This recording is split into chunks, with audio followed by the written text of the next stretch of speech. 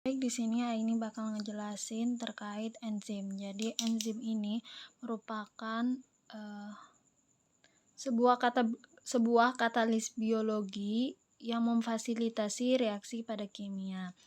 Nah, di sini ini bakal membagi penjelasan enzim ini menjadi 4 bagian. Yang pertama ada istilah-istilahnya, selanjutnya mekanisme kerja, sifat enzim, dan juga hal-hal yang mempengaruhi kerjanya enzim. Yang pertama ada istilah-istilah. Pada enzim ini terdapat 3 istilah yang akan sering kita gunakan. Yang pertama ada substrat, di mana substrat ini merupakan reaktan yang melekat pada enzim.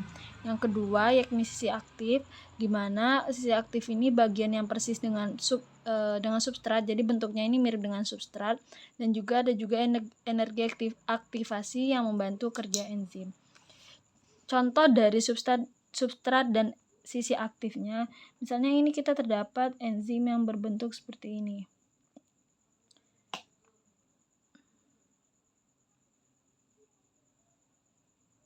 Nah, yang di bawah ini merupakan sisi aktif nih, yang ini lingkungan ini merupakan sisi aktif dan ini merupakan substratnya. Nah, nanti substrat ini akan melekat pada sisi aktifnya enzim. Nah, mekanisme kerja enzim ini terbagi menjadi 2 teori. Yang pertama ada teori gembok dan kuncinya, di mana pada teori ini substrat hanya akan melekat pada sisi aktif yang spesifik. Jadi, dia akan melekat apabila bentuknya ini sama seperti kunci dan gembok, di mana gembok itu hanya memiliki satu kunci. Dalam tanda kutip, dia gak bakal bisa membuka, gembok tidak bakal bisa membuka apabila menggunakan kunci yang lain gitu. Ada juga teori induksi, di mana nanti sisi aktif ini akan menyesuaikan bentuk dengan substratnya. Jadi bisa jadi enzim itu dapat bekerja apabila sisi aktif ini bakal menyesuaikan bentuk dengan substratnya. Contohnya misalnya bentuknya tuh kayak gini. Tapi misalnya bentuk sisi aktifnya tuh kayak gini. Tapi ternyata substrat yang ingin masuk ke enzim ini bentuknya kayak gini.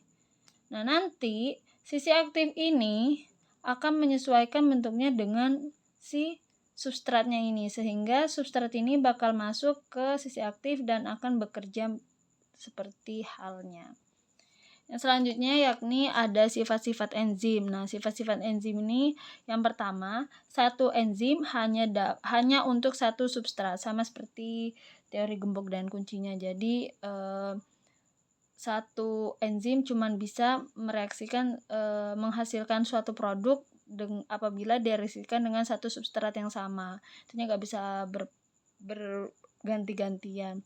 Yang kedua, dia tidak ikut berubah pada reaksi karena dia bersifat katalis, yang berarti dia membantu membantu mempercepat atau memperlambat reaksi kimia, maka dia hanya yang membantu, gak bakal ikut berubah gitu. Apabila itu sudah terjadi perubahan, maka dia akan kembali lagi ke bentuk semula. Terus yang ketiga, enzim ini dipengaruhi oleh pH, suhu, dan juga substrat.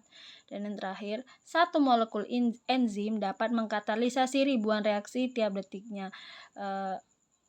Bisa dibayangkan dalam 1 detik aja dia bisa menghasilkan ribuan reaksi dalam satu molekul. Apabila terdapat beberapa molekul enzim dan terdapat beberapa jam, bisa berapa ratusan atau berapa juta reaksi yang dihasilkan. Nah, yang terakhir ini ada hal-hal yang mempengaruhi kerja enzim. Yang pertama adalah konsentrasi substrat, di mana grafik yang akan dihasilkan seperti ini. Yang pertama, apabila semakin tinggi konsentrasi substratnya, maka semakin tinggi pula kinerja enzim tersebut. Akan tetapi pada titik tertentu, kinerja enzim dan juga konsentrasi substrat akan berjalan lurus. Hal ini dikarenakan karena dia sudah mencapai di titik tertentu, misalnya sudah nyampe di sini. Karena misalnya dia sudah mencapai di posisi segini kan, berarti kan ini enzimnya sudah bekerja, sehingga substrat yang dihasilkan akan langsung digunakan untuk mengkatalisasi enzim tersebut. Nah, konsentrasi substrat ini juga dapat menghambat kinerjanya enzim. Ada 2 hal kondisi substrat yang dapat menghambat kinerja enzim. Yang pertama ada substrat yang irreversibel, yang artinya dia yang artinya yang irreversibel ini akan merusak enzim. Nah, nanti substratnya ini akan melekat pada enzim dan tidak akan lepas lagi dari sisi aktifnya, yang akhirnya dia akan merusak enzim tersebut. Akan tetapi ada juga reversible, yang artinya dia bisa substratnya ini bisa lepas dari sisi aktifnya yang mengakibatkan enzim tersebut bisa digunakan kembali. Nah, reversible ini juga terdapat 3 kondisi. Yang pertama kompetitif, di mana substratnya ini menempel tepat pada sisi aktifnya. Yang kedua ada non-kompetitif, dia melekat pada sisi lain dari sisi aktifnya itu. Misalnya kayak gini. Terus substratnya tuh nempel di sini. Kan kalau misalnya dia nempel di sini, seperti yang pada teori induksi, akan mengakibatkan sisi aktif enzim ini akan berubah mengikuti bentuk substratnya. Nah, karena ada satu hal yang mengganjal seperti ini, yang mengganggu kinerja enzim, mengakibatkan enzim tidak dapat bekerja.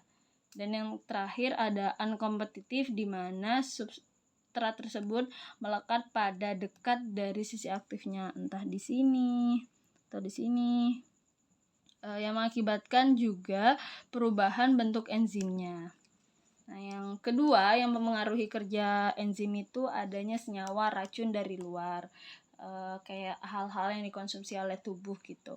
Terus yang ketiga ada suhu, di mana ini berbanding lurus dengan kinerjanya enzim. Semakin tinggi suhunya, maka semakin tinggi pula kinerjanya. Nah, enzim yang bekerja di tubuh kita itu sesuai dengan kondisi tubuh kita, yaitu sekitar 37 derajat. Nah, oleh karena itu apabila kita panas, kan itu kan suhu kita naik tuh di atas 37 ini, yang mengakibatkan enzimnya itu juga bakal bekerja semakin banyak gitu. Nah, hal tersebut bisa menyebabkan denaturasi atau rusaknya enzim yang mengakibatkan kita panas tersebut, atau bisa mengakibatkan kita step atau kejang gitu. Yang terakhir yaitu pH, contohnya itu enzim yang bekerja pada lambung. Nah, sekian materi enzim kita kali ini, kurang lebihnya mohon maaf. Sampai ketemu di next video.